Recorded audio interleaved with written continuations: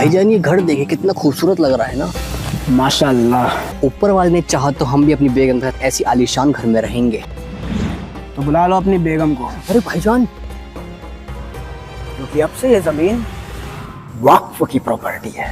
ओ मियाँ, ये मेरे बाप दादाओं की भूमि है जिसके ऊपर खून पसीने की कमाई से बनाया हुआ मेरा घर है। नहीं था, क्योंकि अब से ये वक्फ बोर्ड का है। कौन सा बोर्ड?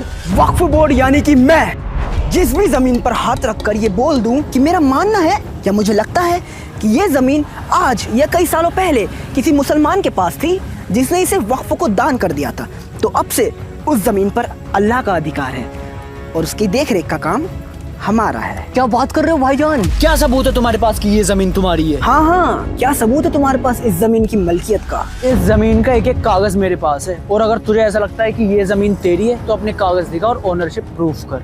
हम अम्मियाँ इन्हें बताइए ना कि कागज तो हम ज्यादा दिखाते नहीं हैं, क्योंकि वक्फ एक्ट के सेक्शन 40 के तहत आपको ही अपनी जमीन की मलकियत का सबूत देना होगा, जो कि अगर आप नहीं दे पाए तो हमारा फैसला आखिरी होगा और आपको अपना ये घर खाली करना पड़ेगा। अबे होता कौन है तू फैसला सुनाने वाला? अब तू मुझे बताएगा कि ये घर मेरा है किसी और का है? तुझे तो मैं कोर्ट में देख लूंगा। नहीं देख पाओगे।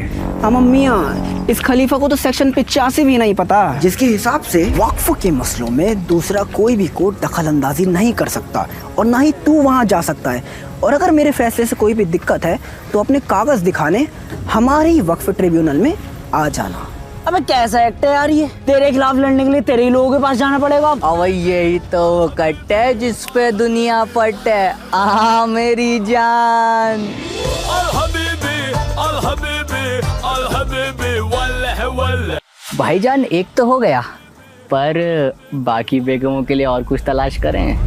नोटी बॉय, चलो ने। अल हबीबी, अल हबीबी, अल हबीबी, वल्लह वल्लह। अब तो हम मालामाल हो गए भाईजान, अब तो बस बेगमों का आराम फरमाना है।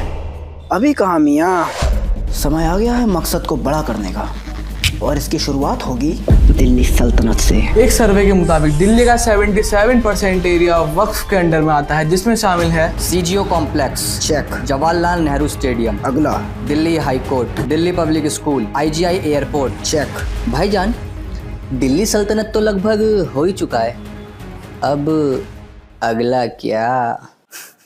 तेना इंडिया मंगलवार गिरो। और साहब जी, अपनी बिटिया की शादी है अगले महीने, तो उसके लिए मैं अपनी जमीन का कुछ हिस्सा रेड्डी साहब के नाम करना चाहता हूँ, तो जो भी कागजाती काम है वो आप जल्दी से निपटा दीजिए। पर राम गोपाल, ये जमीन तो तुम्हारी है ही नहीं। क्या?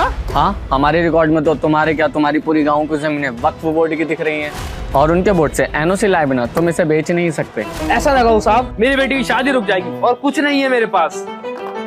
तो देखा आपने कैसे इस गांव के लोगों को पता चला कि इनका पूरा का पूरा गांव ही वक्फ बोर्ड के अंदर आता है, वो भी बिना किसी ठोस सबूत के। ऐसा ये किस बिहार में हुआ है जहां पूरे गांव पर वक्फ ने कब्जा कर लिया और 30 दिन में उन्हें उन्हीं का घर खाली करने की धमकी दे रहे हैं। आज की ताजा खबर में जाकिर नाइक का बड़ा बयान का, अंबानी का घर भी वक्फ की प्रॉपर्टी पर बना हुआ है। पिछले 10 सालों में वक्फ की प्रॉपर्टीज डबल हो चुकी है, आंकड़े आपके सामने है। एआईयूडीए चीफ बदरुद्दीन अजमल का बड़ा बयान, कहा पार्लियामेंट भी वक्फ की जमीन पर बना है। भारत में रेलवे और आर्मी के आज वक्फ बोर्ड के पास सबसे ज्यादा जमीनें हैं। अबे ओ मुतवल्ली, तेरी कयामत आने वाली है, क्योंकि तेरे वक्फ का वक्त ना खत्म होने को आ रहा है। सरकार एक नया बिल ला रही है जिसमें तुझे अपनी सारी प्रॉपर्टी के कागज दिखाने पड़ेंगे, वरना सरकार उसे छीन लेगी। जबान संभाल कर बोल मियां, अगर ऐसा हुआ तो यूपी में हमारे पास 1,21,000 जमीनें हैं, जिसमें से 1,12,000 के कोई कागज नहीं है हमारे पास, और तेलंगाना में 33,000 में से 90% जमीनें बिना कागज की हैं। तो इसका मतलब तुझे उन सबकी लूटी हुई जमीनें वापस लौटानी पड़ेंगी। एक बार जो जमीन वक्फ की हो गई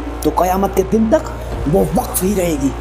यही हमारा उसूल है। अपने उसूल की बत्ती बना के दीपक जला ले, क्योंकि इस बिल के एक्ट बनने के बाद चाचा नेहरू की दी गई तेरी सारी असीमित शक्तियों पर लगाम लगा दी जाएगी।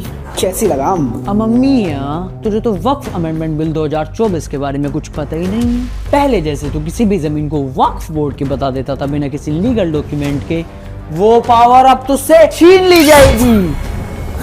क्लॉज 3 के हिसाब से सिर्फ वही व्यक्ति वक्फ को अपनी जमीन दान कर सकता है जो पिछले 5 साल से इस्लाम को फॉलो कर रहा हो और उसके पास अपनी जमीन के कागज हों। तो गैर मुसलमानों की जमीनें हड़पना बंद रखते। तुझे अपनी सेंट्रल वक्फ काउंसिल में अब 2 मुस्लिम महिलाओं के साथ हिंदू, सिख, ईसाई जैसे 2 गैर मुसलमानों को भी शामिल करना होगा। जितनी भी सरकारी जमीनें वक्फ के पास हैं फिर से वो सारी सरकार दे जाएगी। या अल्लाह, ये बिल पूरी तरह से इस्लाम और मुसलमानों के खिलाफ है।